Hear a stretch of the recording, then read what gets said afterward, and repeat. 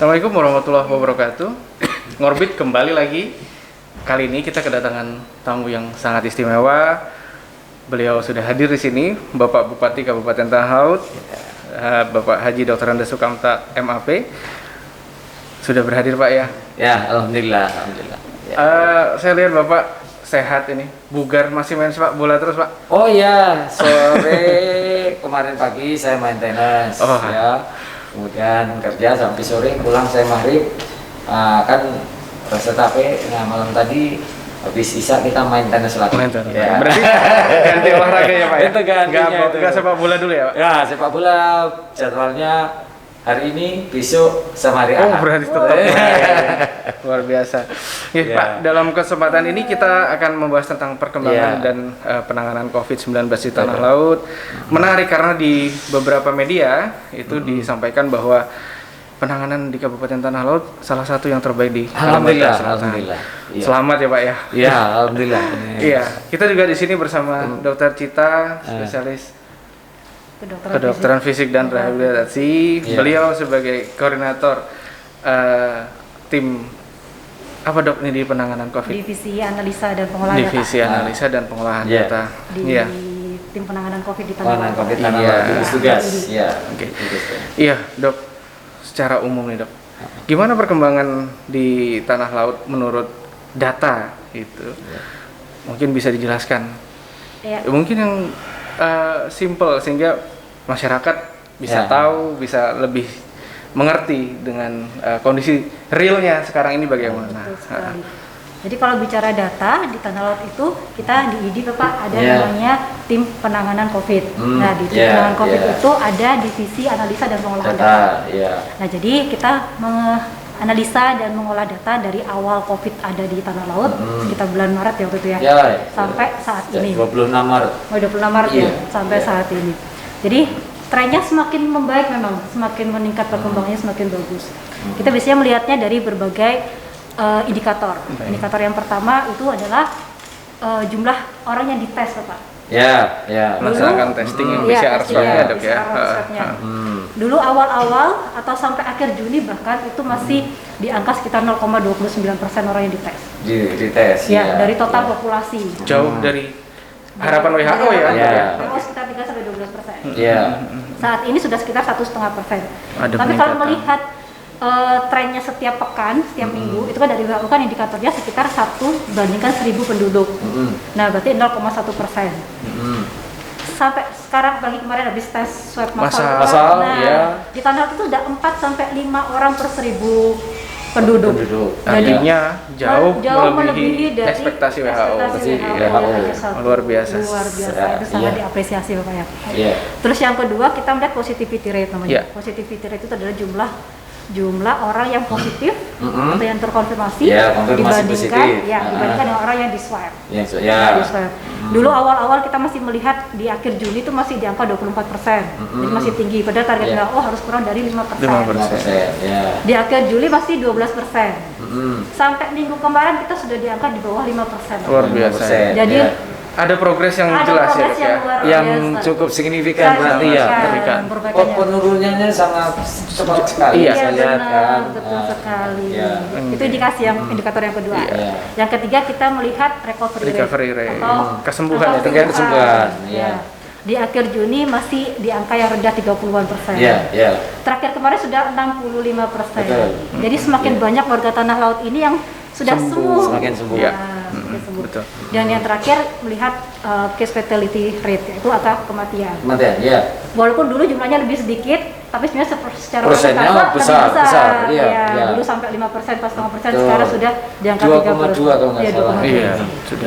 Jadi indikator-indikator itu yang kita lihat dan bisa kita jadikan patokan bahwa sekarang di Tanah Laut itu ternyata trennya semakin membaik. Progresnya jelas ya dok ya. Dan ini berkat kerjasama berbagai pihak ya Pak. Betul. Penanganan oleh gugus tugas. Kemudian peran-peran betul dan tenaga kesehatan. Masyarakat. Kata kuncinya adalah di masyarakat. Peran serta masyarakat.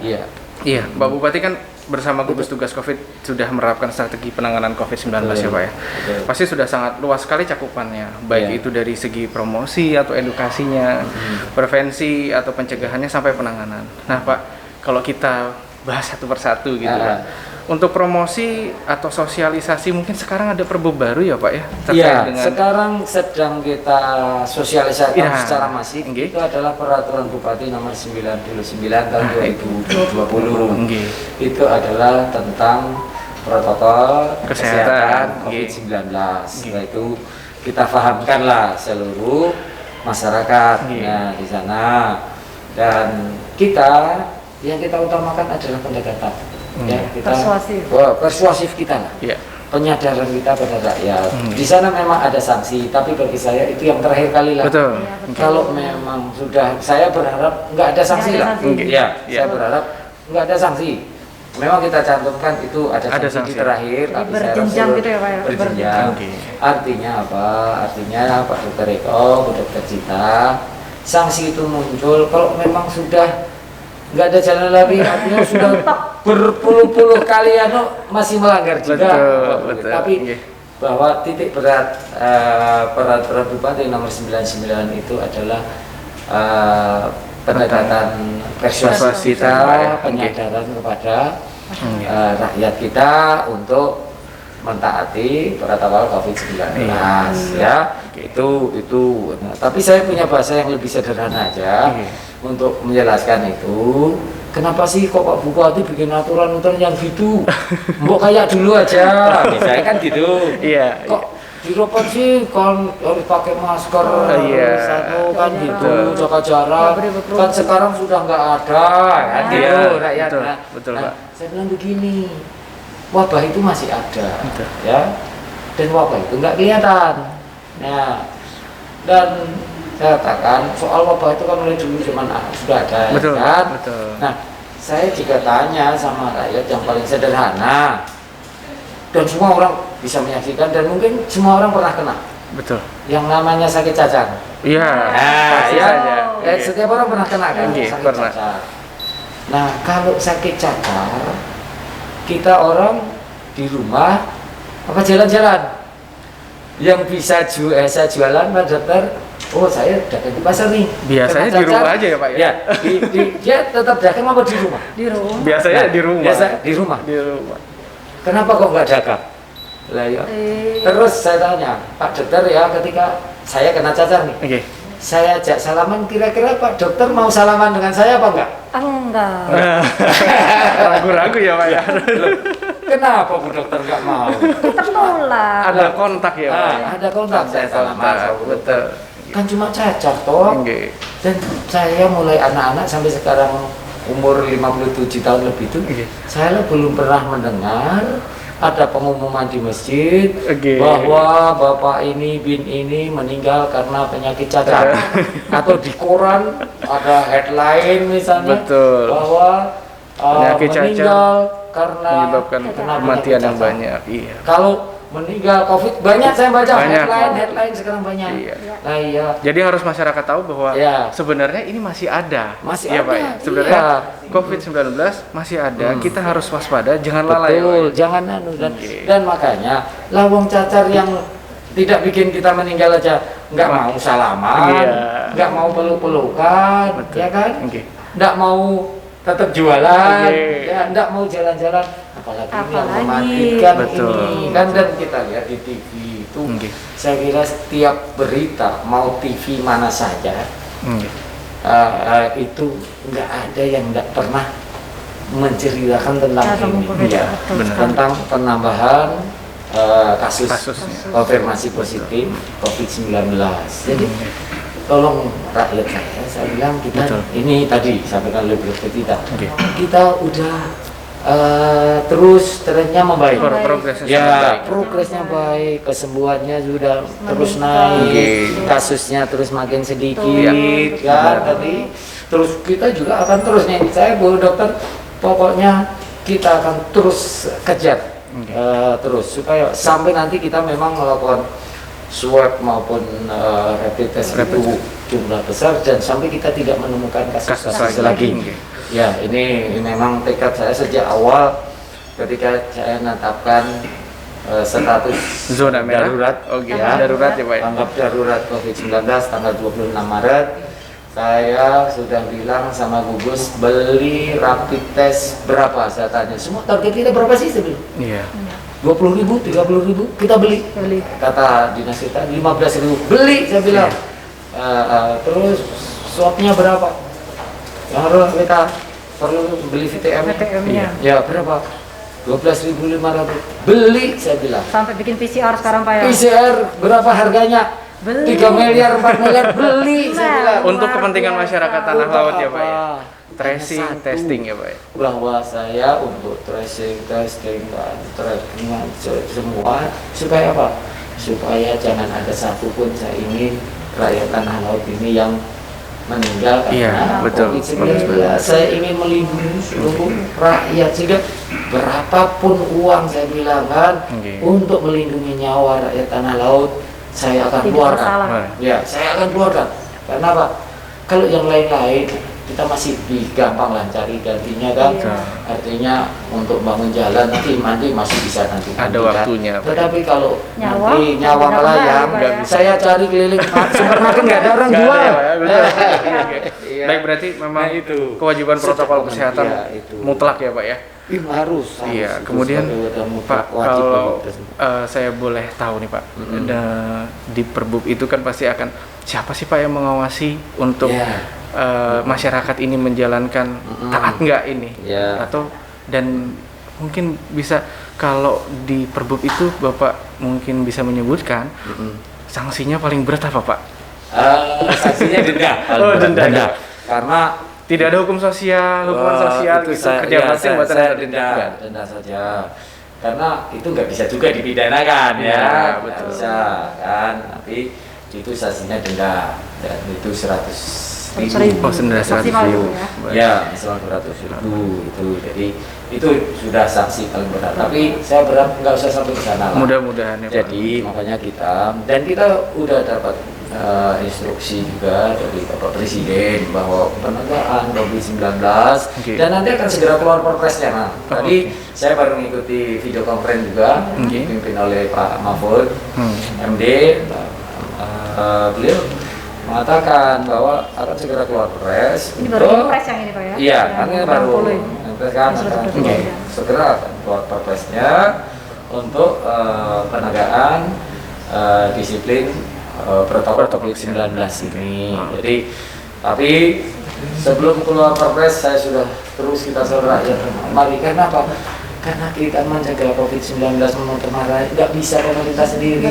Kata kuncinya ada di mana? Di masyarakat. Di masyarakat. Betul, Pak. Mari kita taat. Mari kita taat dengan apa yang kita sampaikan. Kalau rakyatnya taat, maka insya Allah kita akan lebih cepat lagi. Sehingga kita bisa lebih cepat membangun yang lain lagi. Soal berkepanjangan yang kita harapkan. Yang oleh karena itu masyarakat diharap untuk kooperatif. Toh permintaan kita itu nggak berat. Betul. Cuma suruh pakai masker, terus cuci tangan, hindari kerumunan. Terus nggak usah lah berkerumunan, enggak jaga jarak. Mudah ya Pak. Mudah dan berbiaya rendah. Betul. Iya kan? Betul. Iya. Ini yang berhak mengawasi siapa Pak? Apakah Nanti dari Satpol PP, polisian atau gimana? Kita adalah terpadu. Jadi dari Satpol PP, dari TNI, dari Polri. Ya, itu amanahnya. Oh, berarti jadi lintas sektor Pak ya? Lintas sektor nanti itu kita semua sama mengawasi secara lintas sektor itu. Ini menarik, ini menarik. Karena dan nanti saya juga akan minta sampai ke Satgas Desa. Itu karena mereka yang hari-hari. Kalau tenaga Polri kita kan juga tidak cukup, cuma sekitar 400-an. Kan TNI kita lebih sedikit lagi. Nah, sehingga tentu tidak bisa mengawasi. Yang bisa adalah siapa? Adalah Satgas di desa. Saya minta organisasi-organisasi kepemudaan yang desa bantu dong kita untuk berperan aktif ya Pak ya. Berperan aktif, berikan kesadaran pada masyarakat agar kita tetap melaksanakan protokol itu supaya COVID-19 ini segera selesai. Betul. Nah, menariknya ini kan saya lihat objek-objek andalan wisata di Tanah Laut ini sudah mulai buka ya Pak ya? Iya. Berarti kan masyarakat yang ingin ke objek wisata tentunya harus menuruti atau menaati protokol kesehatan ini Pak ya? Iya. Nah mungkin ada pertimbangan khusus nggak Pak ini dari Bapak Bupati untuk membuka kembali tempat-tempat wisata ini? Apakah ini sudah dibuka sepenuhnya Pak? Atau masih dengan pengawasan khusus begitu Pak? Yang pertama, kita penanganan COVID harus beriringan dengan ekonomi. Karena nggak bisa ini jalan sendiri, ekonomi macet. Benar. Nanti juga daya beli lemah, kesehatan lemah karena kekurangan pangan dan segala macam. Ada penghasilan nanti COVID. Jadi rentetan ya Pak? Rentetan itu semua. Ibarat kita nyetir mobil, ini antara gas dan rem ini kan harus sinkron secara bersamaan. Jadi tidak boleh itu kita. Oleh karena itu, setelah tadi data-data yang disampaikan Dr. Cita tadi, mulai bulan kemarin saya sudah secara perlahan kita buka.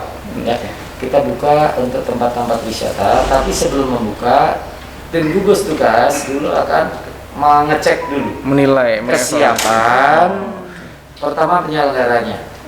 Artinya kan fasilitas kan petugasnya, nanti kan kemudian SOP-nya, protokol kesehatannya, fasilitasnya, itu untuk agar di tempat wisata itu protokol kesehatan tetap bisa dijalankan, ditegakkan. Itu setelah hasil evaluasi ternyata memang sudah kita yakini itu bisa untuk menegakkan protokol kesehatan, maka barulah kita buka.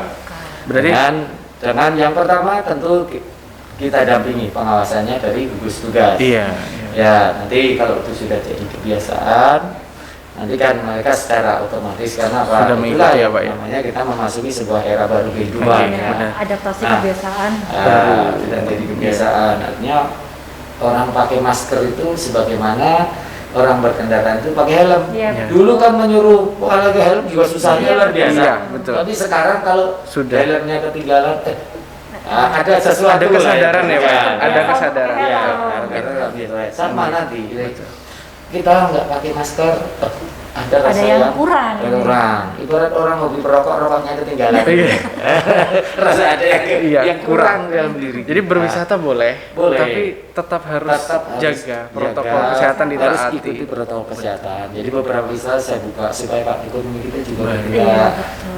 Ekonomi real kita bergerak. Sekolah belum buka Pak ya? Sekolah saya belum berani membuka karena yang pertama pengendaliannya agak sulit. Mungkin di sekolahan kita bisa melaksanakan protokol. Di dalam kelas ya. Di dalam kelas. Tetapi ketika nanti pulang ke rumah, atau siapa yang berani jamin anak-anak itu hanya begitu dari sekolah langsung pulang rumah saja dan tidak pernah kemana-mana? Tidak ada yang. Ya kan? Betul. Mungkin nggak ada yang berani jamin. Benar. Atau kan karena sekolah pulang balik, selama di pokoknya kerjaan anak hanya sekolah dan di rumah. Siapa berani jamin? Artinya potensi terkena COVID-19 anak-anak sekolah kan jauh lebih besar. Betul. Karena tidak bisa kecuali orang tua berani jamin kerjaan anak sekolah itu pagi diantar ke sekolah, pulang di rumah tidak ada kemana-mana. Nah itu kita bisa menyatakan bahwa itu aman. Tapi kalau anaknya masih main ke rumah teman, masih ke topi, masih ke pasar, masih ke alamat, kita nggak berani jamin. Dan itu kan ketika di sekolah nanti pasti akan berkumpul. Nah, itu yang lebih besar. Kalau yang lebih kecil, dia melihat masker kawannya bagus, kita tukeran. Bisa tukeran gitu ya. Ini kan berbahaya sekali. Jadi saya bilang untuk sekolahan saya belum berani, belum berani untuk membuka karena rentannya masih sangat. Dan kita juga belajar dari beberapa kasus daerah lain ya Pak ya, sudah membuka, tapi kemudian ternyata ada yang ditemukan positif, baik itu guru maupun murid. Penularannya begitu cepat akhirnya. Iya karena kumpul, betul. Karena kumpul, pasti itu kan begitu cepat. Dan yang saya katakan tadi, siapa orang-orang yang berani bertanggung jawab bahwa anak itu tugasnya sekolah dan di rumah? Siapa yang berani? Makanya orang-orang yang menuntut kita harus berteman, bikin pernyataan sama saya, bahwa kerjaan anak itu hanya di rumah. Iya. Kalau keluar ke sekolah, tidak keluar kemana-mana.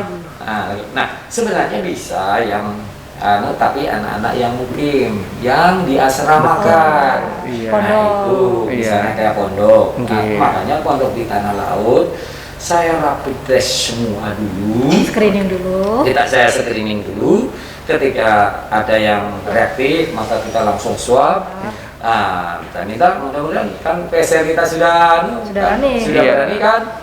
Pagi kita swab di sana, sore sudah bisa keluar hasil, sehingga tahu anak ini positif apa enggak. Kalau enggak, silakan. Tapi begitu dia masuk asrama, tutup. Yang di luar enggak boleh masuk, yang di dalam tidak boleh keluar. Iya, di dalam ya Pak. Guru-gurunya juga harus seperti itu. Bahkan guru-gurunya nanti harus secara berkala kita lakukan tes PCR. Jadi harus dipastikan aman dulu Bapak ya. Harus saya pastikan aman dulu. Ini sudah masuk ke tahap pencegahannya Dok ya. Jadi untuk tracing, testing, baik itu menggunakan rapid test maupun dengan swab PCR. Alatnya sudah tersedia Pak ya kita ya? Wah, saya kira kemarin kan kita beli rapid aja 15.000. VTM-nya 12.500. Jadi tidak sekarang PCR kita udah ada. Udah running ya Pak ya? Sudah running. Ya kan? Jadi tidak khawatir lagi ketika dilakukan tes swab, kemudian menunggu hasilnya 14 hari. Saya katakan enggak usah ya Pak ya? Ya, karena kelamaan. Saya kira itu yang sekarang makanya saya minta rakyat Tanah Laut enggak usah deh takut-takut.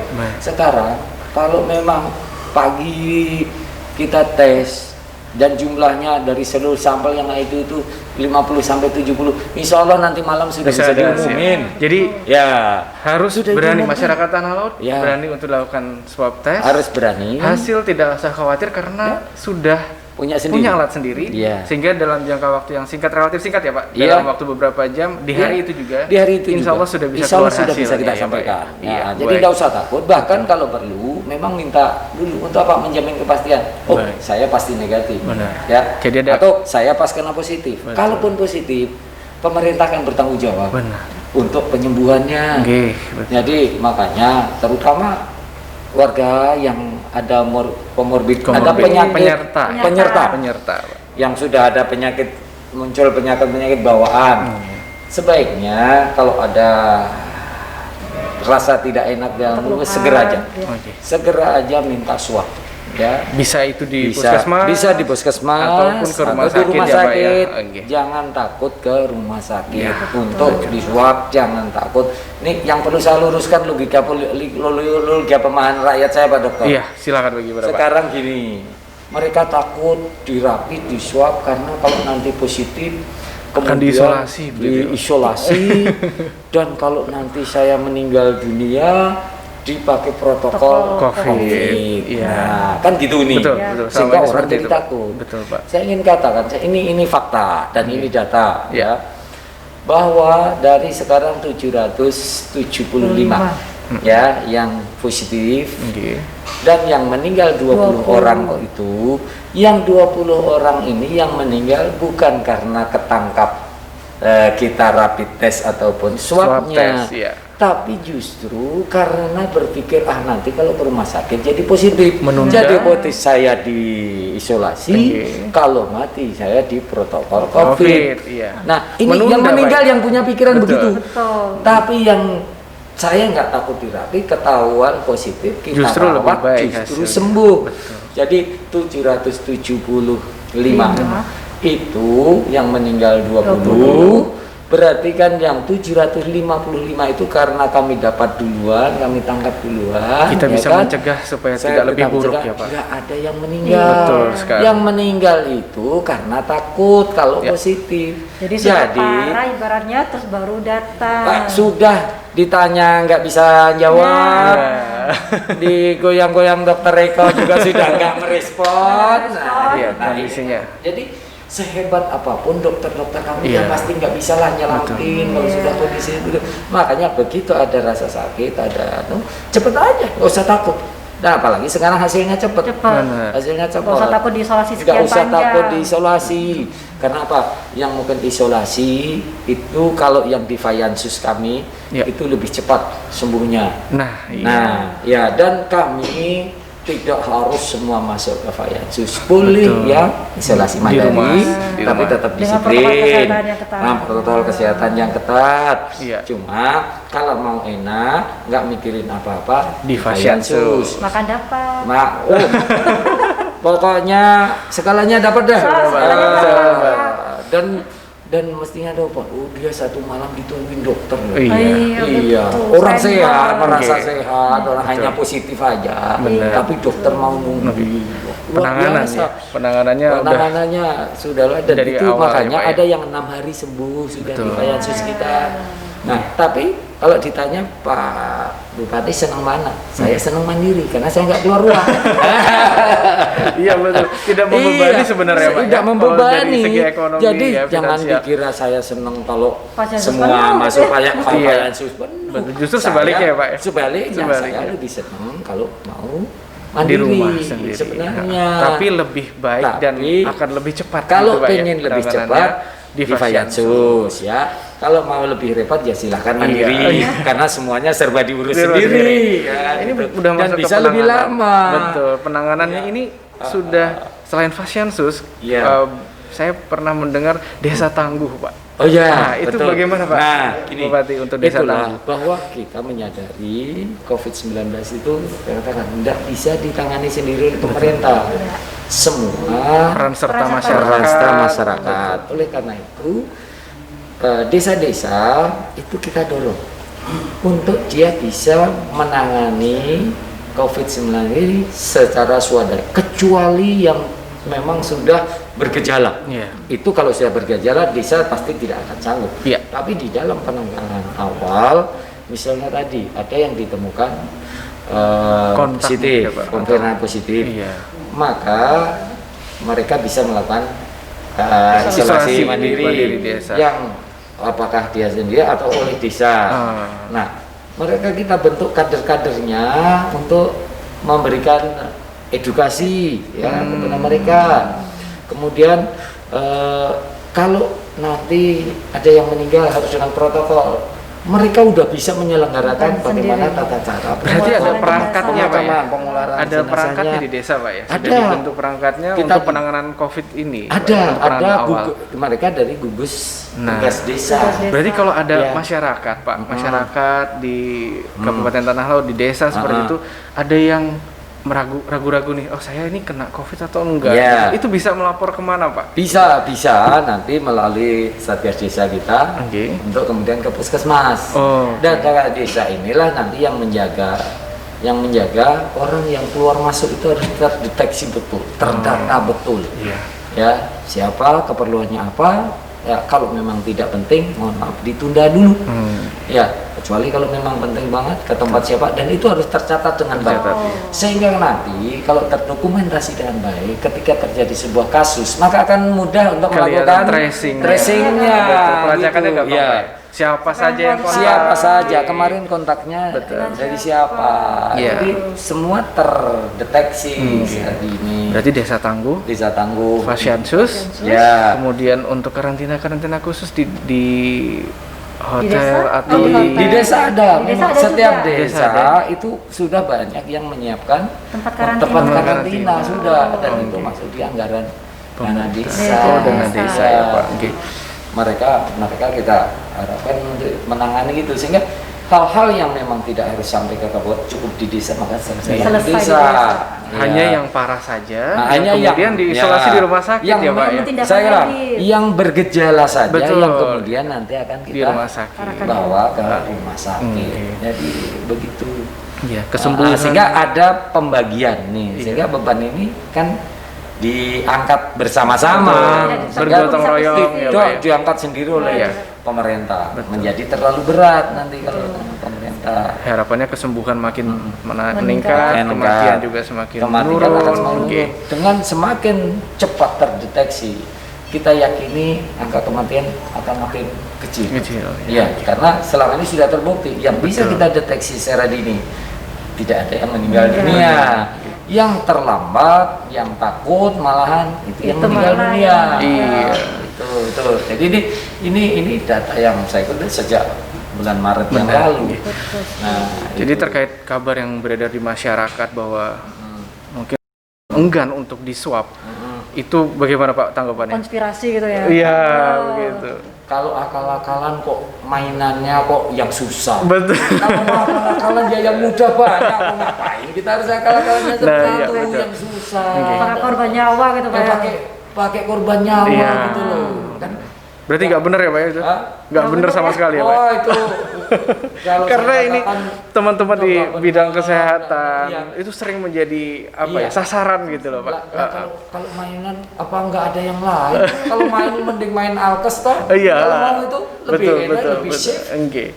Angkanya bisa lebih besar kalau kita mau main-main yang gitu. Ini main-main nyawa loh. Nyawa. Iya. Jadi ada yang jadi korban juga. Nah, iya, jadi kan dan sekarang korban itu kan sudah tidak pilih-pilih lah. Benar. Berapa banyak nakes kita, baik dokter, perawat, yang muda, yang tua gitu Pak ya. Pejabat, benar, masyarakat. Bahkan yang tanpa penyerta pun ada ya Pak, kita juga ada yang terjadi seperti itu. Ya, jadi kalau saya bilang ini enggak lucu lah saya bilang. Dan kalau bilang ini konspirasi untuk apa? Yang sulit, yang mudah banyak kalau mau konspirasi. Iya kan? Jadi bagi saya tidak cukup logis lah kalau. Berarti jangan enggan untuk swab. Jangan cukup untuk apalagi untuk tanah laut hasilnya cepat sekarang. Jadi jangan takut untuk apa? Supaya kita lebih pasti. Kalau kita sudah tahu siapa-siapa yang negatif, kita bergaul kan juga lebih enak, lebih lepas, lebih leluasa gitu loh. Jangan kebalik. Orang yang sudah kita nyatakan positif malah nggak nemeni orang yang kita belum pernah menyatakan. Iya, kita harus lebih curiga terhadap mereka yang belum pernah kita nyatakan sebagai clean and clear. Dan kita lebih enak yang sudah oleh pemerintah nyatakan ini clean and clear bahwa dia sudah negatif. Kalau sudah negatif, lagi, ya, Pak, ya? Tidak ada keraguan lagi, betul. Kan kita yakini karena bergaul dengan yang sudah dinyatakan pemerintah sudah negatif, berarti tidak bakalan nularin kita dong. Iya. Kalau yang belum dinyatakan, nanti dulu, jangan-jangan. Iya kan? Dokter Cita berani nih kalau di swab. Berani. Iya. Kenapa nggak berani? Wong 2 jam ditunggu sudah keluar. Selesai. Kalau positif penanganannya juga bagus. Kalau positif pemerintah bertanggung jawab. Iya. Ya sekarang pemerintah masih bertanggung jawab. Suatu saat nanti kalau Pak Presiden mencabut kondisi darurat, maka ada yang kena periksa dan positif, seluruh pengobatannya bayar sendiri. Nah, jangan sampai nanti kita harus bayar sendiri karena kita gagal memutus mata rantai. Nah, maka masyarakat ayo kita gotong royong sama-sama kita putus mata rantai ini. Jangan takut diswab, jangan takut di rapid ya, kalau perlu malah minta untuk memastikan tadi bahwa desa kami bersih. Nah, yakin sudah aman semuanya. Kan itu lebih aman bergaul, lebih aman berdagang juga lebih aman, nggak ada rasa ragu-ragu, penjual atau pembeli juga aman ya Pak ya. Mau guyet, itu nggak ada rasa takut. Untuk kegiatan-kegiatan keagamaan Pak. Nah, keagamaan kalau sudah memang negatif, ya apalagi ya silakan aja. Dan dengan tetap tapi tetap protokol protokol tetap karena Pak kita kan hidup dalam sebuah tatanan yang baru. Iya, artinya tatanan baru itu memang baru beneran, nggak balik asal. New normal Pak ya, bukan normal saja. Bukan normal, new. Tatanan kehidupan baru. Tatapan gitu. Ya contohnya tatanan kehidupan baru apa yang paling gampang? Ya dulu orang naik sepeda motor nggak pakai helm, sekarang kan semuanya harus sudah pakai helm. Itu. Nah, nanti dulu orang kemana-mana nggak pakai masker, sekarang orang kemana-mana pakai masker. Itu namanya kehidupan baru. Penyesuaian terhadap hal yang membahayakan, kita harus sesuaikan dengan kondisi saat seperti ini. itu. Bahkan nanti ketika vaksinnya pun sudah dapat, tetap kita menjaga dirinya seperti itu. Karena ya tadi, kenapa harus menjaga? Ya, karena barangnya nggak kelihatan. Kalau pencegahan lebih baik ya. Ya, mencegah itu lebih baik daripada mengobati. Kalau dari IDI mungkin ada pesan untuk masyarakat gitu Dok. Iya, intinya seperti yang disampaikan oleh Bapak Bupati tadi ya, bahwa satu jangan pernah ragu, jangan pernah takut untuk dilakukan pemeriksaan. Baik rapid maupun swab. Rapid terutama mungkin ditujukannya pada kelompok-kelompok khusus ya rentan lah gitu. Dan swab dilakukan pada orang-orang yang kontak erat. Saya ada ditemukan positif, terus keluarganya atau siapa yang pernah kontak, dilakukan langsung swab. Dan ingat, tidak perlu ragu karena jika positif pemerintah akan bertanggung jawab. Udah enak sekali. Udah enak sekali. Difasilitasi oleh pemerintah ya Pak. Luar biasa. Saya kira ini sebuah pemerintahan yang sangat luar biasa kali ini. Coba bayangkan Pak Dr. Eko, kemarin ada satu pasien kita kan yang kena penyakit jantung dan dia positif. Coba bisa dihitung, membetulin jantungnya aja itu perlu berapa ratus juta. Betul. Dan itu dibiayai pemerintah. Seandainya beliau nggak positif memperbaiki jantungnya, bayar sendiri mungkin nggak sanggup dia. Betul. Dia nggak akan sanggup. Wong cuma jualan sayur saja. Beliau kan. Jadi dapat double keuntungan ya Pak ya. Covidnya selesai. Covidnya selesai, jantungnya juga sembuh. Baik. Itu kan pemerintah luar biasa tanggung jawabnya. Jadi mosok kayak gitu konspirasi sih. Jauh banget Pak ya. Nggak masuk di logika akal sehat. Masa kompensasi seperti itu? Yang ditakutkan kan memang saat ini masyarakat kemudian menjadi overconfident Pak. Terlalu percaya diri bahwa COVID sudah mereda, selesai, kemudian menjadi lalai. Dan kemudian ini akan menyebabkan, ya mudah-mudahan tidak terjadi. Bisa saja berpotensi menjadi second wave, gelombang kedua kejadian COVID. Tapi mudah-mudahan tidak terjadi Pak ya. Nah, terakhir Pak, apa kira-kira yang mau disampaikan dari Bapak Bupati kepada seluruh warga masyarakat Tanah Laut untuk kita tetap menjaga supaya COVID-19 ini kita putus rantainya, kurangi